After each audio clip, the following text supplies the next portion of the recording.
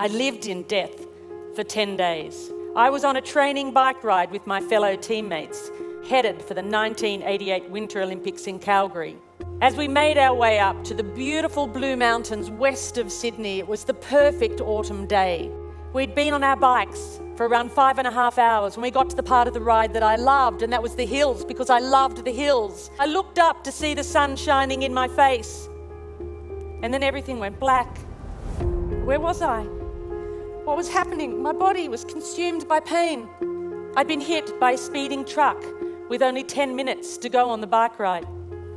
I was airlifted from the scene of the accident. I'd broken my neck and my back in 6 places. My whole right side was ripped open and filled with gravel. My head was cut open across the front, lifted back, exposing the skull underneath. I had head injuries, I had internal injuries, and I had massive blood loss. For 10 days, I drifted between 2 dimensions. I was in the fight of my life.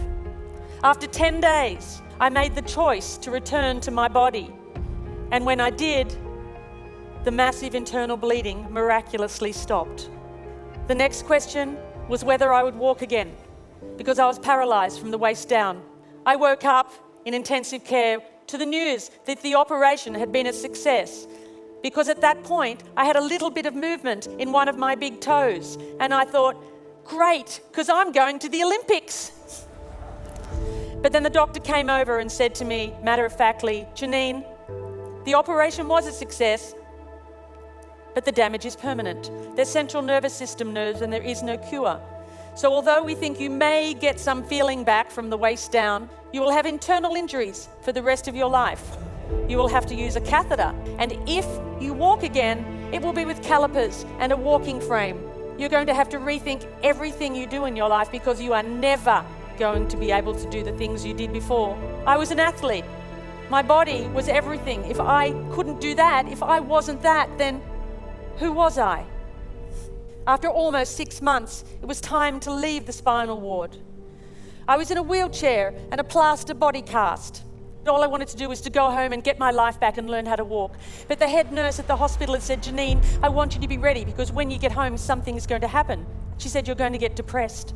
I said, not me, not Janine the machine. She said, it happens to everybody.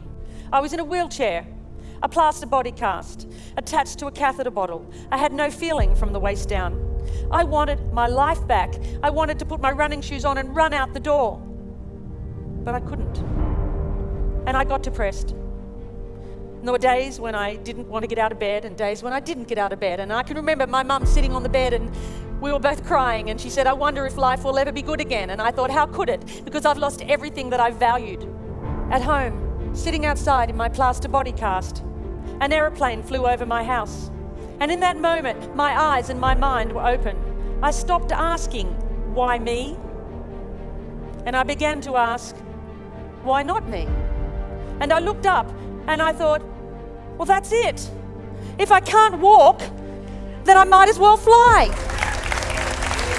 So weeks later, my mum and my friend Chris, they bought me a pair of baggy overalls and they drove me to the local airport, Bankstown Airport, and they carried me in. And I held onto the counter because I couldn't even stand on my own. I said, I'm here for my flying lesson. And they ran out the back to draw short straws. Oh my God. And this guy came out, Andrew. He said, hi, I'm going to take you flying. I said, great. So they put me in the car and they drove me down to the tarmac. And there on the tarmac was a red, white and blue airplane.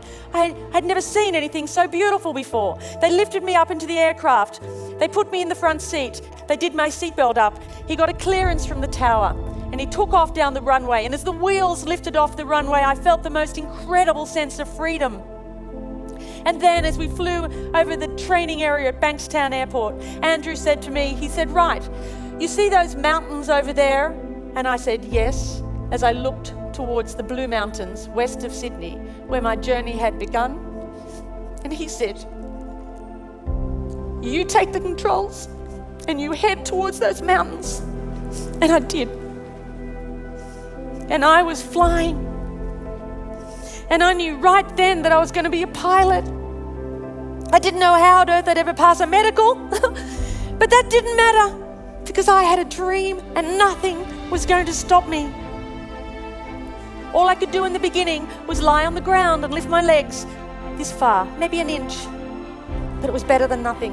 And I practiced my walking as much as I could. And I went from the point of 2 people holding me up to 1 person holding me up, to the point where I could walk around the house holding onto the furniture as long as it wasn't too far apart. So while the doctors continued to put my body back together again, I went on with my theory study. And then amazingly, eventually, I passed my pilot's medical, and I had my bag of medication and catheters and my funny walk, and they would look at me and think, who is she kidding? She's never going to be able to do this. And sometimes I thought that too. But there was something inside of me that was burning so bright that said, don't stop. And eventually, I learned to fly. I went for my first solo, and I got my private pilot's license. And then I learned to navigate. I flew around Australia, and I got my unrestricted private pilot's license. And then I learned to fly in bad weather as well as fine weather, and I got my instrument rating. And then I got my commercial pilot's license. And then I got my instructor rating. And then I found myself at that same school where I'd gone for that very first flight, teaching other people how to fly. In just over 12 months after I'd left the spinal ward. I wasn't meant to live, I wasn't meant to walk, and I wasn't meant to fly. Our bodies may be limited, but it's our spirit that's unstoppable. I now know that it wasn't until I let go of who I thought I was that I had the freedom to create something completely new for my life. It wasn't until I let go of the life I thought I was supposed to have, that I'd worked so hard for, that I was able to embrace the possibilities that waited for me.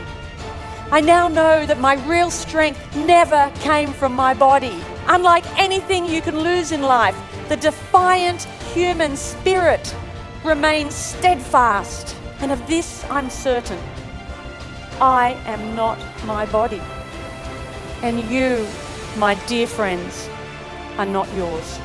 When you choose courage in the face of fear, you defy the things that hold you back from greatness. It's a daunting task. And you might well ask, where do I begin? Where do I start? Well, perhaps the simple words of this poem might offer a clue. He said to build a better world. I said I would, but how? The world is such a cold, dark place and complicated now. For I am small and helpless. There's nothing I can do. He said, of course there is. Just build a better you.